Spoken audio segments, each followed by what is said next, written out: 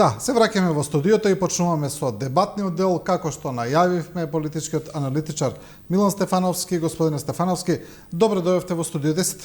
Добро ве најдов. Како што кажавме, едно од последните случувања на политичката сцена тоа е проширувањето на фамозната американска црна листа, овој пат и со градоначалникот на Карпош, председател на ГРОМ, председателски кандидат Стефче Јакимовски, нешто што изненади многумина, бидејќи не очекуваа дека токму господинот Јакимовски ќе биде ставен оваа црна листа.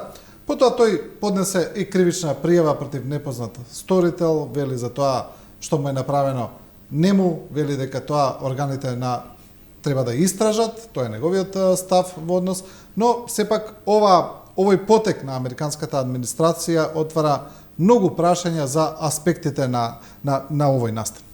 Така. Да, тука и го заборавме и името на Катица Јанева. Да, Катица Јанева, син, да. Така. Добро, да, видите... Некако ни е Катица Јанева веќе како заборавен лик и бидејќи е во затвор и не е толку некако важна, но... Има суштина, без разлика дали вие сте, тука побива па други аргументи, дали вие сте обвинет или правосилно осуден, или веќе сте во затвор, американците имаат сосема различен контекст на гледиште во однос на тоа.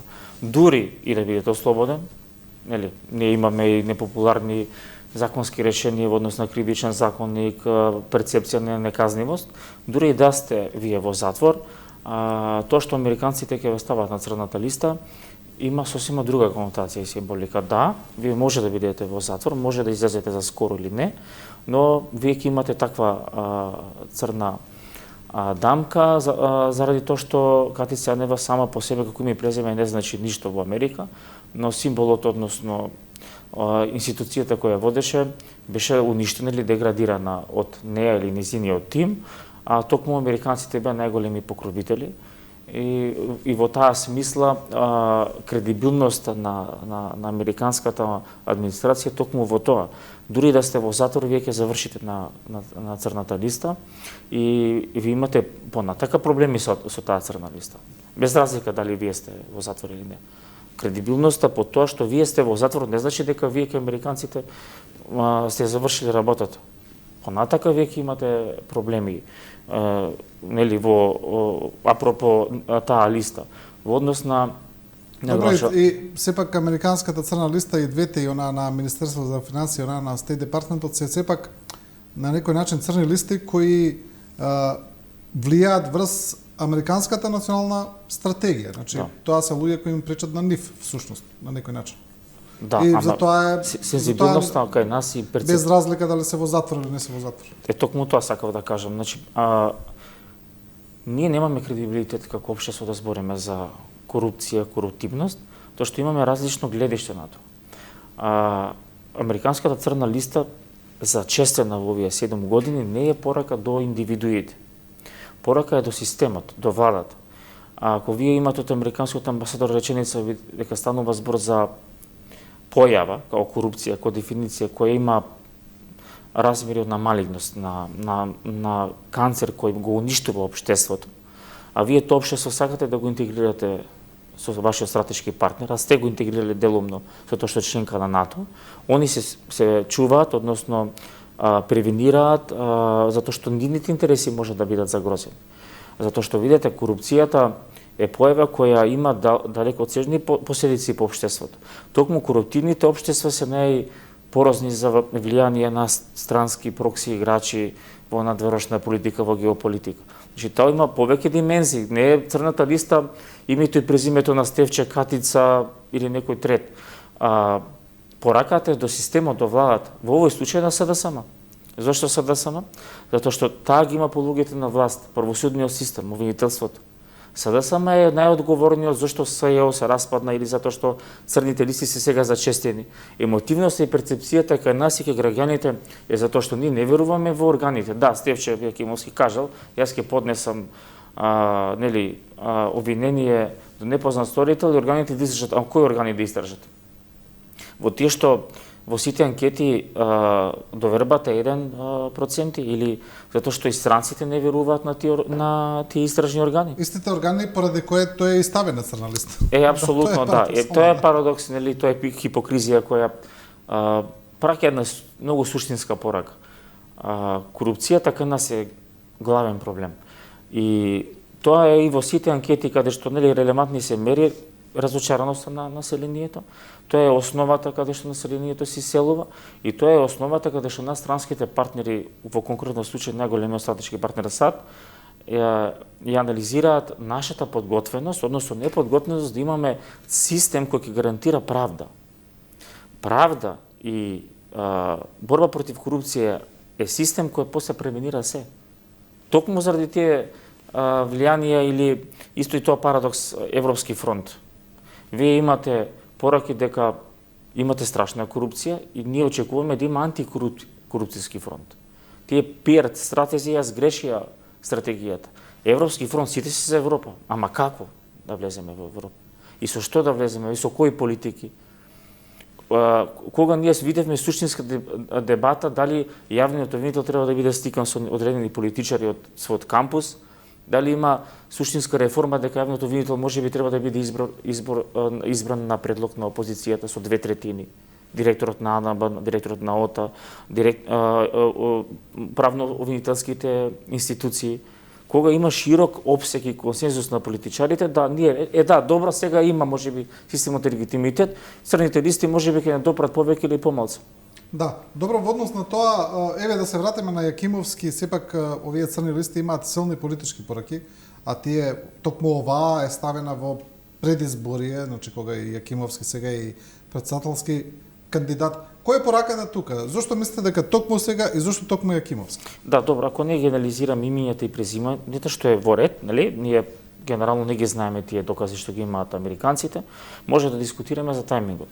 Тајмингот само по себе е порака до одредени политичари кои можеби американците ги гледаат за извор на дестабилизација, дали тоа станува збор за политички вокабулар, за политички пораки, за политички посети надвор од зоната интерес на Америка, дали можеби станува збор за непринципилни договори со други политички партии кои може да нарушат големата слика, е на некој начин нели тема за анализа, но и дали нели странските партнери сакаат да имаат цврста политичка влада, која не е најдобра за нашите околности, или некоја хибридно политичко решение во однос на техничка, експертска или било каква влада, која има задача да реши други прашања, односно познати наши прашања, и во тој контекст ние можеме да го анализираме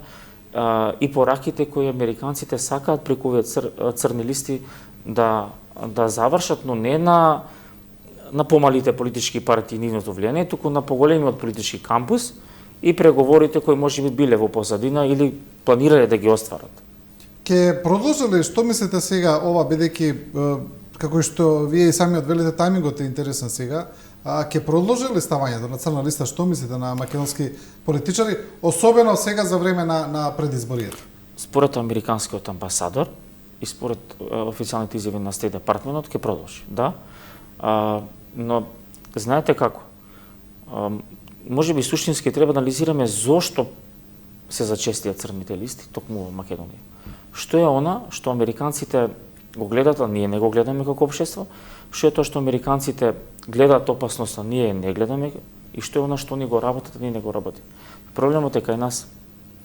Ние имаме како општество политичка влада, која има страшна меѓународна поддршка овие 7 години, и вие имате во сите извештаи кредибилни дека вие не се борите против корупцијата. Повторно, тие црни листи имаат поголем опсег, поголема анализа и порака во делот на поголемата слика, но суштината е во коруптивност, односно во немањето воля на СДСМ и ДУИ во конкретниот случај да се борат со корупцијата и со криминалот. За жал, веројатно им е тешко на американците да преку црни листи праќаат пораки, бидејќи вие веројатно преку официјални канали не може да ги сватите или не сакате да ги сватите или немате капацитет пораките, зашто Америка има интерес за на ова држава и ова подрачје. Некако, еве, ако направиме политичка анализа на црната листа, имаме од да не се враќаме сега премногу на мендухтачи на да. Тоа време, да. Еве од поново време, значи почнувајќи од Никола Груевски и Сашо Мијалков, па потоа еве во поново време Рамиз Мерко од ДУИ, Кочо Ангјушев кој ајде да речеме не е кадар на СДСМ, но бил вице-премиер во влада на СДСМ, бил и во ВМРО ДПМН исто така, Орце Камчев. Сега доаѓаме до Стефче Акимовски, Катица Јанева, некако како да имаме од сите партии, од сите, да речеме, идеологии, но сега дали можеме да предпоставиме каде би одела таа црна листа? Имаме ли вака предпоставка? Каде би се движела? Што мислите ви? Ако сите профили на луѓе што ги спомнавте сега имале биле функционери во одредена политичка партија, не сум сигурен само за Кочо Ангјушев дали бил член на ВМРО. Значи таа црна листа не е предвидлива и не знаеме каде се движи, затоа што веројатно сите можат да завршат. Зборам сите оние кои имаат тенденција или се осумничени за криминални активности. И тоа е веројатно добрата страна на црната листа, ако е предвидливо, постојат спинови, па постојат постенели медиумски пропаганди или отпор. Во таа смисла непредвидливо е, но никој не е поштеден, посебно големите политички партии кои претендираат да ја носат власта во постизборниот период. И веројатно дека доколку ставањето на таа црна листа на некој од големите политички партии продолжи, тоа ќе биде и силна порака и за изборите на американската администрација. Да, изборите имаат стратешко значење, односно исходот на изборите има стратешко значење за Соединетите американски држави. Дали официјално и неофицијално тие пораки се пратени во однос на стабилност на владата, борба против корупција како поим на декадација на општеството кое е подложно на прокси играчи од истокот кои можат да влијаат со многу црни пари, од една страна, и второ завршување на овој циклус на нерешени политички прашања кои се на Балканот, за да можат американците да се концентрираат на други состојби, на други територии и така натаму и така натаму. Но јас не би се задржал повторно на имиња, бидејќи они преку имињата го критикуваат, односно сака да го подобрат системот во кој имаат многу милиони долари инвестирано. Да. Добро, само да појаснам за Кочо Ангјушев, не мислев, така го кажав, нели разговорно, не мислев дека бил... мислевте на Орце. Не мислев дека бил функционер во влада на ВМРО ДПМН, туку дека, ајде да речеме, прилично добро котираше за време на претходната влада на ВМРО ДПМН во однос на неговиот бизнис, тогаш увозот на струја и така натаму. Да, така, секој на тоа мислев се разбира. Добро, во ред, ние сме сега пред почетокот на кампањата за председателските избори, за првиот круг. Имаме ли сега... Мислам дека е повеќе од известно дека во вториот круг ќе влезат кандидатите на двете најголеми политички партии, тоа се Гордана Силјановска-Давкова и Стево Пендаровски. Не верувам дека може да се случи некакво изненадување, некој друг да влезе. Тука имаме и некои анкети кои излегуваат, ги гледаме. Можеме ли вака да направиме една мини анализа за председателските избори, што не очекува? Да. Само да се навратиме на првото прашање кратко. Гледам се инсистира на закон за рестриктивни мерки. Тој закон сам по себе ништо нема да донесе, бидејќи корупцијата има системска. Институциите системски се занимаваат со корупција.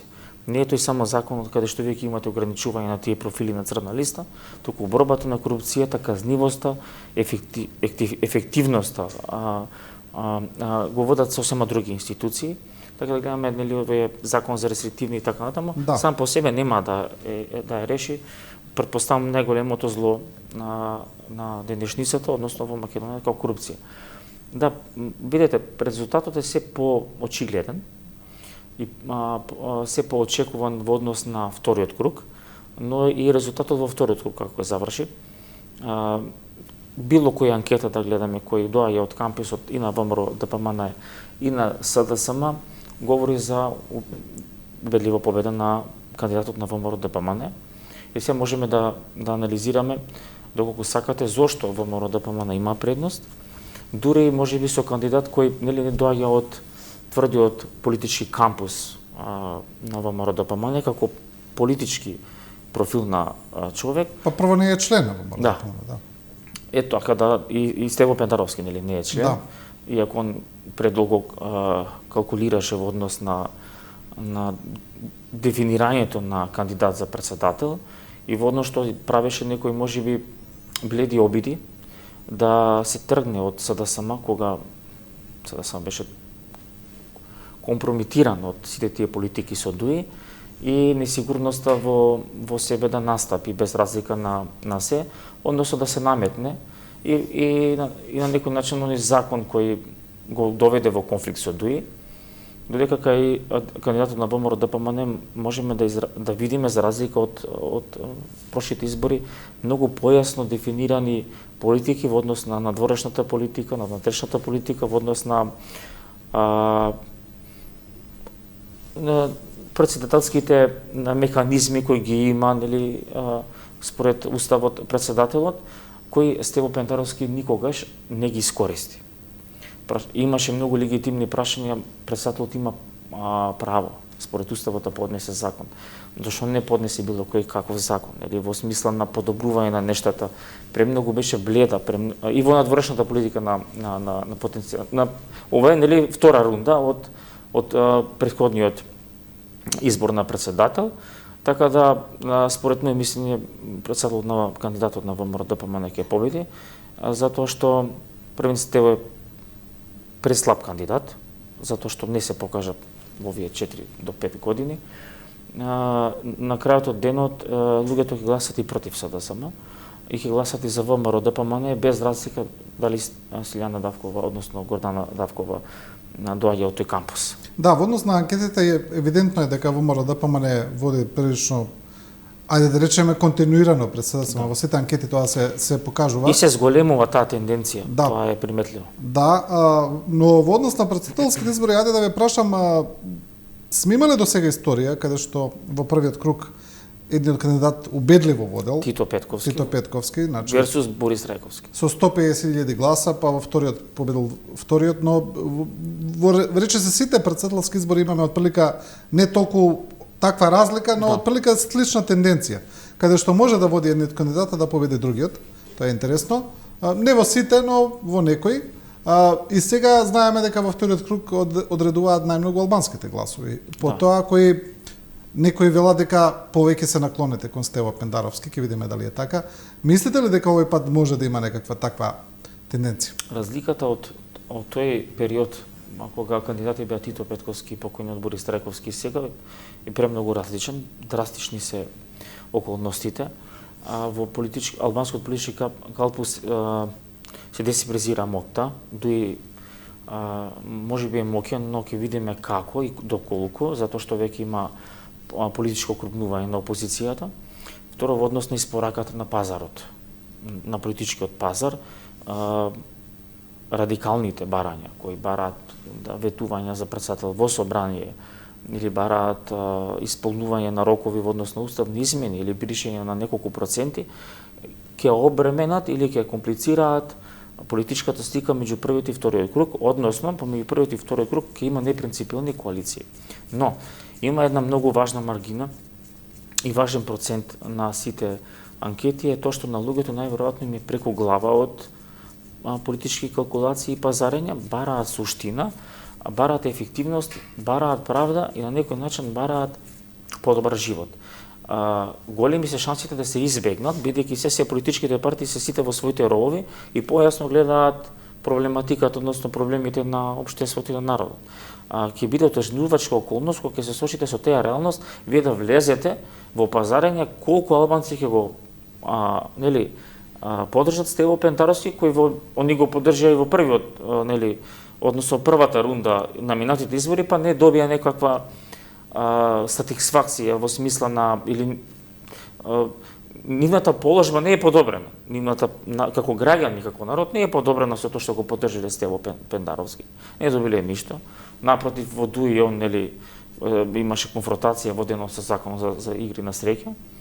Додека кај председателскиот кандидат на ВМРО ДПМН е почиста состојбата. Таму немате обременост, таму немате лажно ветување, немате Давкова не била председател за да има предност, затоа што каже јас не сум бил кандидат, но во однос на албанскиот фактор да не заборавиме дека таа беше и против употребата на законот за албански јазик и против има зборувано и против територијалната поделба, има зборувано доста и за рамковниот договор. Значи мислам дека сите тие така аргументи е перцепирана. што ги спомнавте, на никого реално нема подобри живот. Јас од таа перцепција зборам, од таа суштина, премногу албанците очекуваат од политичкиот пазар, реално им е животот се полош. И да, се сложувам со вас, можеби председателскиот кандидат на ВМРО ДПМН имал за одредени прашања бил против или имал свој став, но на крај математиката дека многу албански семејства од Западна Македонија се иселиле од државата под покровителство на Стево, на Дуи, на СДСМ. Значи мора да збориме и да анализираме реално. Да. Имало изјави кај што јас во одредени моменти сум ги бранил и политиките на ВМРО и на СДСМ, повеќе критичен, помалку критичен, но сега збориме за математика, за факти. Кампусот на анкетирани и ке албанците и ке македонците немаат задоволство, односно не ја гледаат политиката низ призма како што ние очекуваме, бидејќи се поминало. И закон за јазик, и територијална, и знаме, и химна, но никој не живее подобро. Тоа е кампус на гласачи на неутрални, најмногу ќе одлучи, а не овие кои се на пазарот, да речем. Да, кога еве зборуваме за парламентарните избори, како што кажавме, анкетите сите укажуваат дека ВМРО ДПМН ќе победи во однос на СДСМ. Колкава ќе биде таа разлика ќе видиме. Значи не можеме тука да очекуваме нешто поразлично да се случи, но потоа е прашањето за составувањето влада. Тука многумина велат дека може да има доста комбинации, ајде да речеме, бидејќи ги имаме сега партии кои извесно е ќе останат парламентарни, тоа е левица, можно е и знама на Максим Димитриевски да стане парламентарна партија, многу известно дека еден пратеник сигурно ќе земе, можеби и повеќе. Албанскиот блок е поделен на половина, ајде да речеме, тука е Дуи и сите останати, и потоа ќе бидат математиките, нели? За сега албанските партии и Дуи и опозицијата велат дека нивен услов сигурно ќе биде продолжување на европскиот пат, менувањето на уставот, затоа барем тврдат дека се согласни, но имаат и други барања, знаеме, тоа е законот за албански јазик, дефиницијата тоа е за албански јазик во уставот, па дури испорача именувањето на начин на избор на претседател во собранието, така да сето тоа ќе влезе во тој постизборен котел, ајде да речеме, за составување на влада. Да, спомнавте еден клучен аргумент кој мораме да изразиме незадоволство. Кога се отвореше уставот за преспанскиот договор, пазарот на одредени политички албански опозицијски партии беше во делот на личните карти да стојат етнички презнак, кој после Уставниот суд го поништи. Би било фер од нашите албанци сограѓани, изразени преку политичките партии, кога ќе се отвори устав за одредена тематика која болна за македонците, бидејќи станува збор за одредена емоција, да не се обременува со барања во делот на проценти на јазик, затоа што тогаш вие се ги рушите самите коалициони партнери.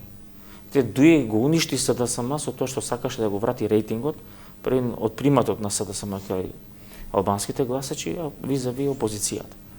Вие кога ќе обремените некого, кога во тој котел ќе премногу вода ќе ставите, тоа ќе зовре и после сите ќе изгорим. Тоа е првата теза. Втората теза, комплицирана ќе биде состојањето на владата ако убедливата победа на ВМРО ДПМН биде испод 50 пратеник. Се што е 55 нагоре, најдобро е во овие околности. Заради антикорупција, европски пат да имаме политичка влада. Но доколку немаме политичка влада, Повторно без ВМРО ДПМН не може да се направи влада која спомнавте има за цел да реши некои клучни прашања. За да решите вие клучни прашања, не ви треба 61 пратеник, вас ви требаат 80 пратеници. Целиот контекст зборува дека потребни ќе бидат во следниот период, дали ќе видиме година, 2, 3, 4, се потребни 80 пратеници. 80 пратеници дали за уставни измени, сериозни реформи, така натаму и така натаму за една политичка стабилност, бидејќи стабилноста ние мора да гледаме низ призми на руско-украинскиот конфликт. Затоа е влогот преголем. Затоа американците, односно странците, инсистираат да се реши прашањето со бугарите, бидејќи тежиштето најверојатно ќе биде после во Бугарија, бидете убедени и сигурни дека руското влијание е многу поголемо во Бугарија колку Македонија. Така да концептот на градење на стабилна влада ќе биде на овие принципи, на овие постулати.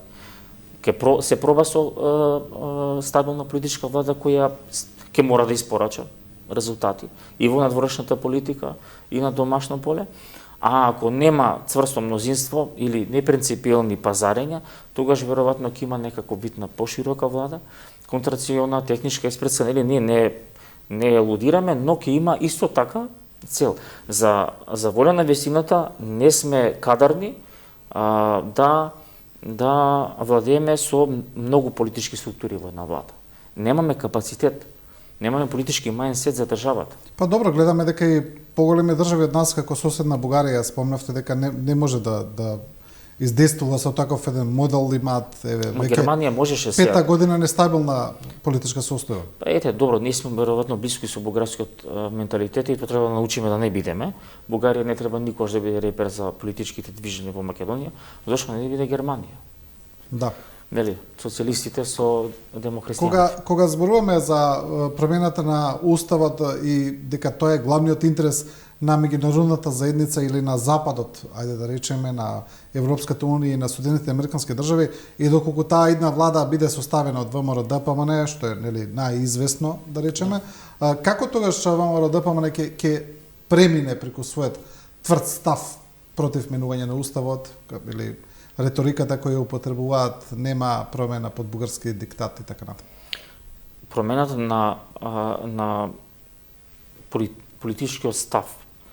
Тој политички став зависи на што го градите. Дали го градите вие за тоа што сакате да имате силна победа, да имате политичка влада и од тој сегмент да почнете да преговарате, затоа што вие ако имате силен политички мандат, вие ќе имате и силна преговарачка позиција во однос на Брисел и на Софија. Тоа е легитимна тактичка да речеме стратегија на ВМРО ДПМН од една страна. Од друга страна, за рамката збориме е сосема, нели, никогаш не може да се промени таа рамка на преговарање, иако во Србија промената на рамката на преговарање во однос на Брисел и косовското прашање променет. И добро, стои тоа, но рамката како во гаранциите што треба да ги добиеме од Софија, бидејќи вие имате тамо сосема различно гледиште со американската администрација. Вие имате Ескобар, американски дипломат од тешки размери, дека ова е последно барање на Бугарија.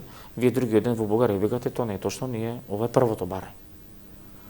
ВМРО ДПМН бара легитимно да донесе Бугарија било каква гаранција каде застануваат барањата. Освен, не е проблем нели бугарите да влезат во уставот, но што понатака? Како опозиција ви имате друга политичка стратегија, во власт имате друга политичка стратегија. ВМРО ДПМН ќе се соочи сигурно со реалноста кога ќе дое на власт некоја прашање. Дали на првата година и четвртата година мора да реши? Вие ако имате стагнација... Сакате да кажете дека тогаш ќе мора да го на некој начин да го менаџира и собствениот став. Собствениот тврд став. Да, во политиката тоа се има случај. За да го прилагодиш политичкиот став, да речеме по вака суштински. Да го прилагодиш или да политичкиот став да еволуира и да се прилагоди врз база на реалност. Да, вие тоа што го зборувате за добивање на некакви гаранции, дали од Бугарија, дали од Европската унија, е една од формулите која нели се спомнува во изминатиот период дека е можно како некое решение.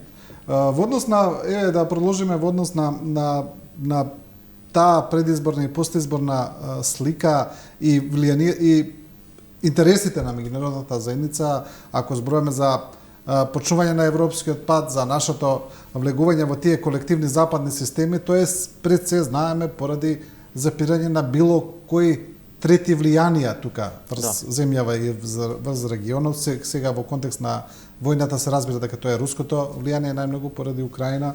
Дали мислите дека тоа евентуално руско влијание може да биде, да го дефинира и односот на Западот кон изборите и постизборната слика?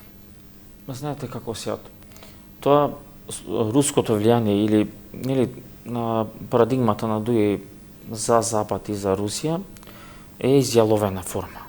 Има клише. Да, Дуи тоа го подигна на највисоко ниво во политичката кога кампања. немате реални проекти, кога немате реално испорачување на базата 20 години, значи ако не се успели вие 20 години да направите нешто, сигурно нема да направите 21-та година.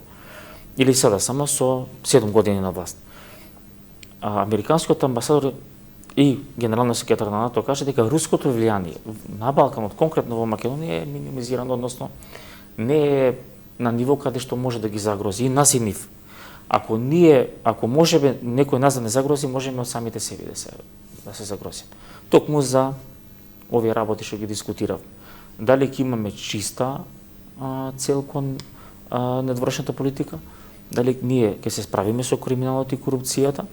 Тоа е превенирање на влијание од трет фактор. Мачат американците кои навремено не превенираа на Балканот, кога можеа да превенираат. Сега они гаснат пожар, дуваат и на ладно, може би ние тогаш страдаме, и сега, мака мачат и со Унгарија и со луѓе кои имаат различно гледиште од американската дипломатија, но тоа затоа што они не превенираат. Сега превенираат и затоа ние треба да ги сватиме тие пораки. Руското влијание, како, значи, може би не низ класична форма, ама од прокси играчи, преку псевдоканали, можат да влијаат, ама не драстично. Затоа што и да влијаат, слабоста е кај нас, не е јачината во руската стратегија. Ние сме полупериод во НАТО. Во тој контекст, руското влијание сигурно нема да одлучи кој ќе биде победник, ама победникот треба да направи се да ги затвори клучните точки каде што нашите стратешки партнери ги имаат утврдено и се зона на опасност, бидејќи сигурно имаат подобри информации од нас во однос на големата слика што се случува во Европа, во светот. Добро, еве ги спомнавме Дуи нивната кампања за против Русија. Имаме една изјава на министрот Бујар Османи, кој е председателски кандидат на Дуи, каде што вели: јас додека сум министер за надворешни работи, протерав 17 руски дипломати поради влијание во државата, обиди за влијание, и вели дека тие имале контакти и со домашни функционери. Ако е така, требало да пријави во обвинителството или обвинителството да поведи истрага по допрен глас. Да не се користат премногу политички памфлети, може би е така, не можеме да одлучиме, не сме во таа страна. Точно е тоа дека Македонија има... Точно е дека се протерани, само тоа е точно, тоа сакав да кажам, само тоа е точно. Ама подолг период се протерани тие структури. Ама во тој период до денес ние немаме информации, немаме суштина. Ние немаме истраги, ние ги немаме имињата на функционерите. Се во политика или немаме видливи истраги. Да, или немаме видливи. Дури и да има притаени истраги, контекстот ќе биде друг. Вие ќе можете да го менаџирате тоа. Вие ќе може да го исфрлите на површина, бидејќи сега црнава листа на американците ќе се вратиме, не е правено вчера, таа е правено со месеци. Тајмингот е проблемот, нели? Ние збориме за тајмингот, која е улогата на таа информација која Бујар Османи ја пласира. Таа е премногу опасна информација. Вие го кажете дека сте, затоа што имале контакти, се соучесни. Како имале контакти, кои се тие контакти и зошто обвинителството не работи во полна пара. Какви се тие контакти, бидејќи таму може да има многу сериозни обвинувања? Да. Значи, знаете како за можна шпионажа, за па тоа се тешки кривични дела. Значи, чим ви имате контакти со и тие се протерани заради тие контакти, веројатно во позадина може да види шпионажа, работење против уставниот поредок на државата, на стратешките интереси на државата. Се дојде впечаток дека обвинителството работи полна пари само кога треба политички прогон. Политички прогон кога имаш. А за вакви работи обвинителството никаде го нема. Бујар Османи има следна информација, по допрен глас обвинителството отвори предмет. Ако не отворил. А ако отворил, зашто тоа е предолго? Кои се тие докази, нели тоа се софистицирани работи? Да. Добро, на крај сето ова, како што кажавме, е поврзано и со она што се случува на континентот веќе втора година, тоа е војната во Украина. Нема крај за сега, господине Стефановски, на таа војна. Не гледаме ни некои по-сериозни, ниту поактивни преговори помеѓу двете страни, само гледаме продолжување на непријателствата и на активностите. Ваше мислење за ова, имаме ли некаков излез на крајот од овој тунел? Да, излез секогаш постои, но интензитетот на последиците на војната е огромен.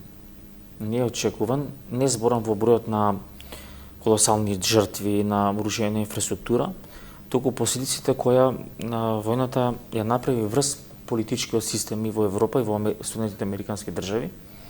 Тој конфликт, за жал на вистината, руските трупи напредуваат на фронтот.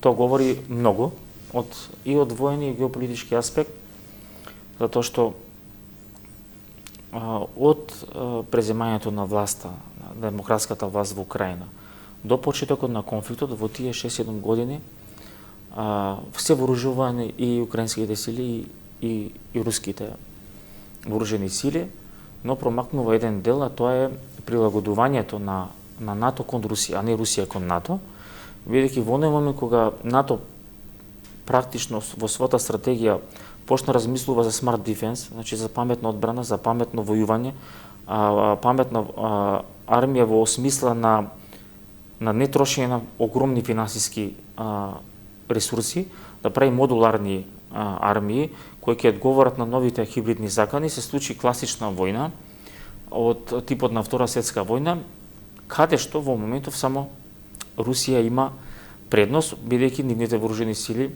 беа како спремни за да очекуваат копнен конфликт на нивните граници. Но последиците се огромни во однос и на во Соединетите американски држави, затоа што видите се влијанието на американците кон Европа, можете да го видите ни еден пример, ни една призма. Сенатот и Конгресот сопреа во однос на дебатата за војна помош и руските трупи напредуваат. Влијанието на американците кон европскиот континент е презависно, преогромно. Ние можеби немало да го видиме низ призма на конекција кога не се случеше војната. Значи Европа нема војна индустрија. Никогаш без војна индустрија не може да биде. Сега се видоа тие слабости. Да. И ќе треба голем период на време да се надополнат тие слабости, но никој не гарантира дали линијата на фронтот ќе биде кај Донбас или на Киев. Сега се повеќе во Европа се зборува за тоа, го зборуваат пред се француските министри, но германски, за преориентирање кон војна економија, но тоа е сепак процес, треба време.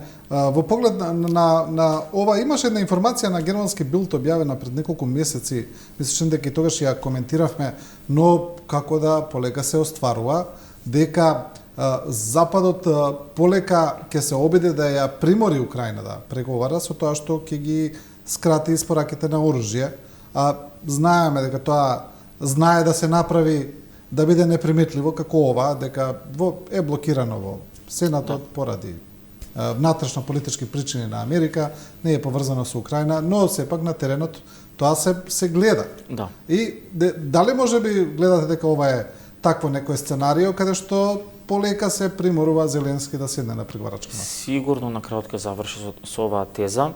Прашање на време. Видете, ако Русија победи во Украина, сега ако се договорат, можеби нема руската победа да ја смени европската безбедносна архитектура. Но Русија ако победи во Украина, имаме проблем сите, најмногу малите земји.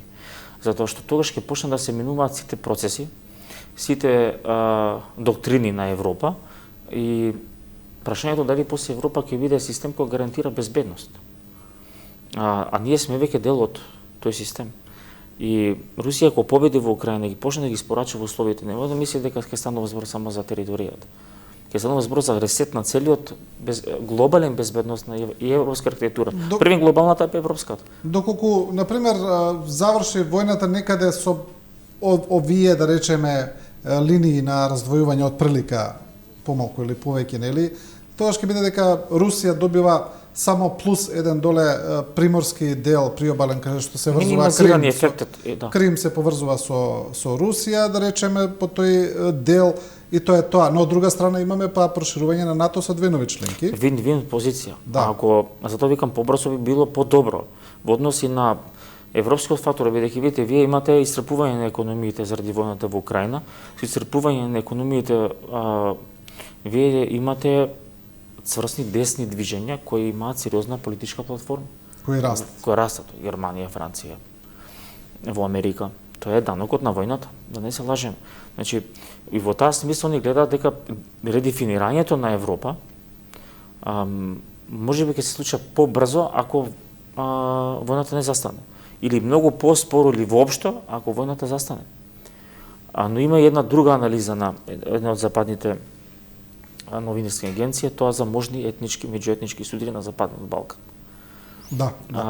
Тоа да го ставиме во контекстот и на нашата држава, кога овие верижни точки не се затворат во однос на Македонија со Бугарија. Македонија е мултиетничко општество, но сме членка на НАТО и тоа е гаранција да не нели ги плашиме луѓето со конфликт, ама Косово со Србија има нерешено прашање, Босна има нерешено прашање, че лесно може да се запали состојбата. Дури и ние да останеме безбедни. Рефлексијата, цунамито што ќе дојде од соседството, ќе има сериозни предизвици за државата. Треба да мериме што е потешко за варење. Дали можеби побрзен интеграција во Европската унија, тоа сите политички чинители да го сватат, или треба да гаснеме голем пожар кој може да не зафати нас, но и да не сме, нели сега имаме интеграција во мултиетничките политики, сме членка на НАТО, но тоа ќе ни истошти нас во дел на економија, во делот на сите тие состојби кои ќе значат перспектива за една држава. Да. Добро. Господине Стефановски, ви благодарам за ова интервју. Ви благодарам и на вас за поканата. Ова беше Милан Стефановски, политички аналитичар, и со ова го завршуваме првиот дел. Останете со нас, одиме со една кратка пауза за реклами и продолжуваме со Владо Димовски, експерт за образование.